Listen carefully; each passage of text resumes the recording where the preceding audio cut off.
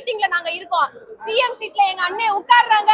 இந்த நாட்டையே நாங்க மாத்துறோம். தமிழ்நாடு யாரும் சொல்ல முடியாத அளவுக்கு மாற்றங்களை கொண்டு வந்து தமிழக வெற்றி கழகம் பிறப்போக்கும் எல்லாம் உயிருக்கும் சொன்ன வார்த்தையே நாங்க எங்க அண்ணன் காப்பாத்துவாங்க. அவங்க பிரம்மாண்டமா பொதுக்குழு நடந்துச்சு. முதல் பொதுக்குழு கூட்டமே இவ்வளவு மெம்பர்ஸ் அதிகமா வந்திருக்காங்க. தளபதி அவரு ஒரே ஒரு வார்த்தை எல்லாரையும் பேர் சொல்லி அடிச்சு தூள் கிளப்பிட்டாரு. இனி எதுவுமே மறைமுகமா தளபதி என்ன செய்யவே மாட்டாரு. நேரடியா பேர் சொல்லி அடிச்சு அவங்க பேர் சொல்லி எல்லாமே தமிழ்மொழி ஆக்கி சிஎம்மா 2026ல எங்க தளபதி அண்ணா நிப்பாங்க. அதுக்கு நாங்க எல்லாரும் சப்போர்ட் பண்ணுவோம், உழைப்போம். கழக செயலாளர் இருந்து தொண்டர்ல இருந்து நிர்வாகில இருந்து எல்லாரும் உழைச்சி அவர் சிஎம் சீட்ல உட்கார வைக்கிறது தான் எங்களோட வேலையே. 2026 கண்டிப்பா நம்ம அண்ணன் தான் வருவாங்க. எல்லாரும் சேர்ந்து அதுக்கு ஒத்துழைப்பு கொடுக்கணும். முக்கியமா பிரஸ்காரவங்க நீங்க தான் ஒத்துழைப்பு கொடுக்கணும்.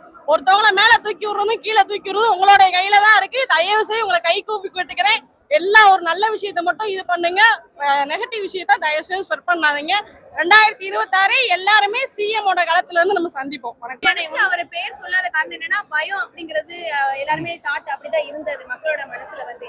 ஆனா அவருக்கு பயம் கிடையாது. யாருடைய மனதையும் புண்படுத்த கூடாதுன்னு ஒரே நோக்கத்துல தான் அவர் இவ்வளவு நாள் பேர் சொல்லாம இருந்தாங்க. ஆனா இப்ப பிரச்சனைகள் வந்து அளவுக்கு மீறி பாலியல் வன்கொடுமை எல்லாம் நடக்கிறதுனால அவருக்கே தாங்க முடியாத பிரச்சனைனாலதான் இப்ப இவ்வளவு தூரம் பேர் சொல்லி தளபதி அண்ணா இப்ப உரையாடி இருக்காங்க.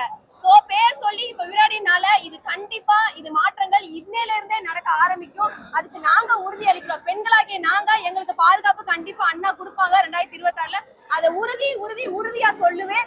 இனிமேல் மாற்றங்கள் ஒவ்வொன்றும் நடக்கும். மருத்துவத்துறைக்கு, விவசாயத்துறைக்கு, ஆசிரியருக்கு எல்லாத்துக்குமே என்னென்ன சப்போர்ட் என்னென்ன பண்ணணுமோ அவங்களுக்கு எல்லாமே அவர் 2026ல அந்த சீட்ல நிக்கணும். சட்டப்படி ஒரே காரணத்தால மட்டும்தான் அண்ணா பேசின உரை வந்து பாத்தீங்கன்னா எதிராளிகளுக்கு வந்து எப்படியோ இருந்திருக்கும். பாலியல் வன்கொடுமை, போதை, மது இல்லா தமிழகத்தை வந்து வரும் 2026ல தமிழக வெற்றி கழகம் எங்கள் அண்ணா தளபதி விஜய் அவர்கள் வந்து நிறைவேற்றி தருவாரு. பெண்களாகிய நாங்கள் அவருக்கு வந்து துணையாக இருக்கிறோம். அது மட்டுமல்ல, சமூக பணியும் களப்பணியும் எங்களுக்கு பிடித்தமான ஒன்று. அதை விஜய் அண்ணனுடன் நின்று வரும் 2026ல் அவரை அரியணை ஏறி வாகை பூவை சூடுவார் என்று இன்னைக்கு நான் பெருமையாக சொல்றேன். ஏன்னா எங்கள் தளபதி வந்து மக்களுக்கான தளபதி. நான் சொன்னாரு என்ன மாதிரி விஷயங்கள் சொன்னாரு? மகளிர்களுக்கு தான் முக்கியத்துவம் கொடுக்கணும்னு சொல்லியிருக்காங்க. மகளிருக்கு முதல்ல பாதுகாப்பு கொடுக்கணும்னு சொல்லியிருக்காங்க. அதுதான் எங்களுக்கு கிடைக்கிற முதல் வெற்றியை நாங்க பாக்குறோம். இந்த ஆட்சியில கஞ்சா, என்ன சொல்றது, சாராயம், போதை பொருட்கள் நிறைய அதிகமாயிருச்சு. ரீசெண்டா கூட எங்களுக்கு ஒரு சம்பவம் நடந்துச்சு. அது சொல்லலாம் நாங்க விரும்பல. ரொம்ப அடிமட்டத்தனமா அந்த அரசியல் வந்து போயிட்டு இருக்கு. 2026 அண்ணன் கண்டிப்பா வருவாரு. நம்ம எல்லாரும் சேர்ந்து ஜெயிக்க வைப்போம். மறைமுகமா தான் பேசுவாரு. ஏன்னா அவங்க வந்து அவரை தூண்டி விடுறாங்க. எதுவும் பண்ணல, களத்துக்கு வரல, எதுவும் பேசல அப்படின்னு சொல்லிட்டு தூண்டி விடுறாங்க இல்லையா? அதனால அவர் வந்து ஓபன் டாக் அவர் இன்னைக்கு கொடுத்திருக்கிறாரு. அதனால நாங்க வரவேற்கிறோம்.